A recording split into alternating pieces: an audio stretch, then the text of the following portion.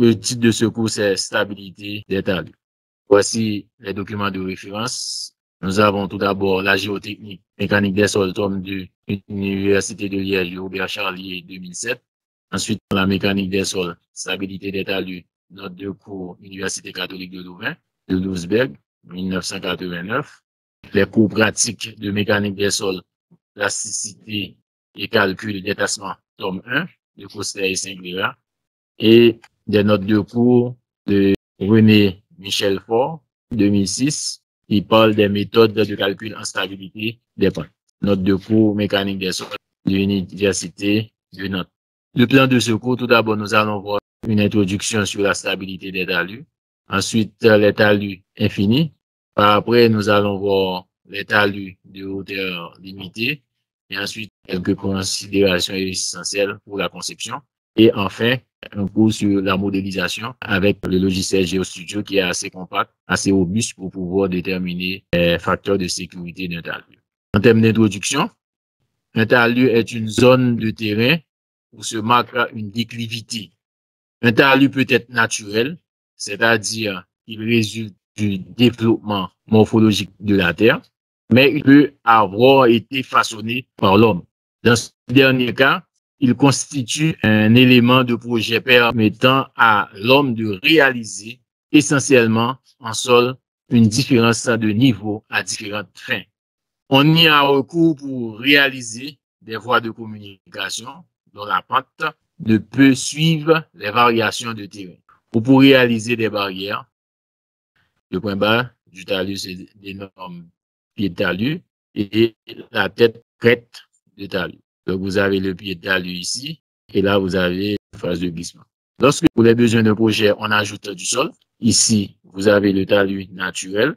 Si on ajoute du sol à ce moment-là, on parle de talus en remblai. Dans le cas inverse, si on va enlever le sol, on parle de talus en déblai.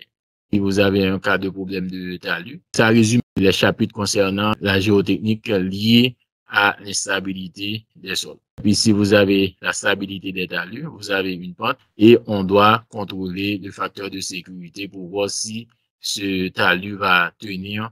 Dans le cas d'un barrage, vous devez pouvoir calculer l'écoulement de l'eau dans le sol.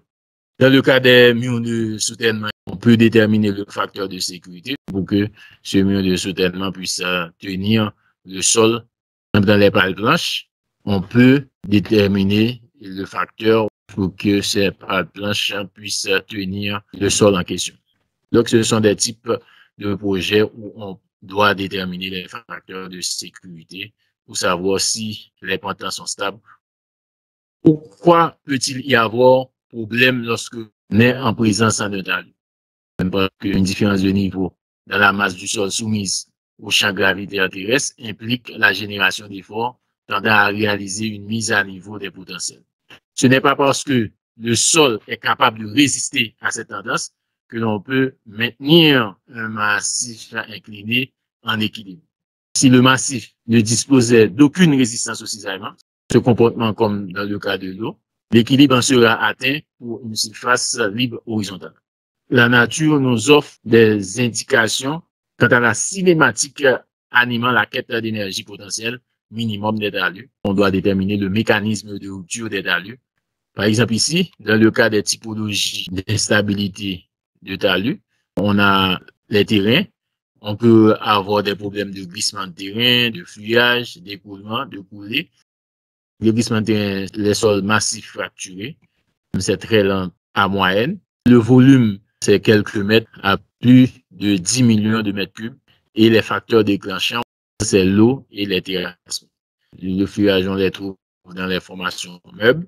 En termes de vitesse, c'est très lent. Et le volume, c'est de quelques mètres cubes à plus de 10 millions de mètres cubes. En termes de facteurs déclenchants, vous avez le chargement, l'évolution du matériau. L'écoulement, c'est le massif rocheux. C'est de très lent à très rapide. Volume, c'est quelques mètres cubes à plus de 10 000 mètres cubes. Comme facteur déclenchant, il y a l'eau, gel, dégel, bien le tremblement de terre. Les coulées de boue, on les trouve dans les sols argileux et limoneux lâches, très rapides. En termes de volume, c'est de 10 à plusieurs centaines de milliers de mètres cubes. Et les facteurs de déclenchant, c'est la pluviométrie, bien les ruptures de digues.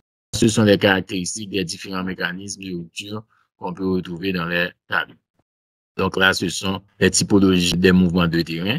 Et là, on va se limiter à ces quatre types. Mais on peut avoir des affaissements, des éboulements, des chutes de pierres et de blocs, des laves torrentielles coulées de boue. On peut avoir des glissements permanents, des glissements spontanés. Ce sont tous des types de mouvements de terrain. Il y a certains ouvrages qui vont nous permettre également de mettre en évidence le mécanisme conduisant à la rupture du talus. Pour les talus constitués de sol, la surface de rupture implique bien souvent de la part de la masse instable, une translation ou bien une rotation. On peut avoir une rupture par translation ou une rupture par rotation ou bien une combinaison de ces deux mouvements. Ici, l'intersection par une coupe transversale du mécanisme de rupture met en évidence ce qu'on appelle la ligne de rupture qui va séparer la masse supérieure instable, masse inférieure stationnaire. Le déplacement de la masse instable le long de la surface de rupture implique l'émergence au sein du massif initial d'une ligne critique le long de laquelle le sol a atteint la rupture par cisaillement. Et c'est ce mécanisme qu'on peut analyser au laboratoire. Si on réalise l'essai de Gazagan, ici la pénétration et ici les cercles de glissement par rotation. Nous, en tant qu'ingénieurs, on doit contrôler les problèmes de stabilité talus, parce que c'est important quand on va faire une construction en montagne, de savoir que le terrain où on va déposer la construction, on doit savoir que si ce terrain va supporter, ou bien si ce talus va supporter la construction, parce que la construction va constituer une surcharge sur le talus. L'ingénieur doit anticiper ce potentiel de rupture et de quantifier le facteur de sécurité d'un talus. Les enjeux soulevés par la maîtrise de la stabilité des talus seront, dès lors, à ce moment-là, l'ingénieur doit comprendre les facteurs favorables et défavorables à la stabilité des talus. C'est ce qu'on appelle les facteurs stabilisants et les facteurs déstabilisants ou bien les facteurs aggravants. Le fait de spéculer un mécanisme de rupture, on doit aussi quantifier l'effet des actions déstabilisantes, quantifier le potentiel qu'offrira le sol à contrer cet effet. Et ensuite, on doit évaluer la sécurité vis-à-vis de la rupture par comparaison du potentiel de résistance et des effets déstabilisants par rapport avec le mécanisme le plus défavorable. Dans la pratique, les enjeux que l'ingénieur doit calculer seront la détermination de la géométrie du problème et également de ses conditions de sollicitation aux limites, spécialement en phase de conception. Il y a l'évaluation délicate des paramètres de résistance du sol, le choix de la méthode de calcul, le choix d'une valeur appropriée du coefficient de sécurité. Dans l'analyse de stabilité des pentes, il faut résoudre deux problèmes. Donc, savoir définir la résistance au cisaillement mobilisable et également savoir déterminer la stabilité de masse, à savoir les analyses de contraintes dans la résistance au cisaillement, taux et sigma. On doit connaître les causes de rupture des pentes. Fondamentalement, lorsque la contrainte de cisaillement appliquée est supérieure à la résistance au cisaillement, quelles sont les causes de rupture des pentes? L'augmentation de la contrainte de cisaillement, le fait de rendre la pente plus abrupte, l'augmentation de la hauteur d'une pente, le fait d'enlever du sol au pied de la pente, le fait d'ajouter une charge au sommet, d'abaisser le niveau d'eau à l'extérieur de la pente, l'augmentation de la pression d'eau dans les fissures de traction, l'augmentation du poids volumique par saturation également, les tremblements de terre ou charges dynamiques. C'est pour cela que quand il y avait le tremblement de terre de 2010, il y avait beaucoup de problèmes d'instabilité. Dans le cas de diminution de la résistance au cisaillement, ça peut provoquer des causes de rupture et l'augmentation des pressions interstitielles. On vient de voir le séisme ou la liquéfaction. La liquéfaction, le fait que le sol devient liquide sous l'effet d'un tremblement de terre. Le gonflement du sol, l'annulation de la succion. La succion, c'est surtout dans les sols non saturés où on va retrouver ce phénomène. Quand le sol est saturé, la succion est nulle, il n'y a pas de collision apparente. L'altération, lessivage, il y a la rupture progressive par feuillage. Donc, quand on veut analyser les problèmes de stabilité des pentes, il faut connaître la géométrie et la stratigraphie, les poids unitaires à connaître, les charges externes. Il faut connaître également la résistance au cisaillement. C'est pour cela que quand on va faire des études de stabilité, l'essai essentiel à réaliser au laboratoire, c'est l'essai de cisaillement direct ou bien l'essai de cisaillement triaxial. afin de connaître les paramètres de résistance, les contraintes, les poids volumiques, la cohésion, l'angle de frottement interne. Ce sont des paramètres essentiels pour pouvoir déterminer le facteur de sécurité. Le principe d'analyse de stabilité, comme la plupart des problèmes de mécanique des sols, on analyse la stabilité des pentes par équilibre limite. À ce moment-là, dans ces méthodes-là, il n'y a aucune donnée sur les déformations qui sont importantes.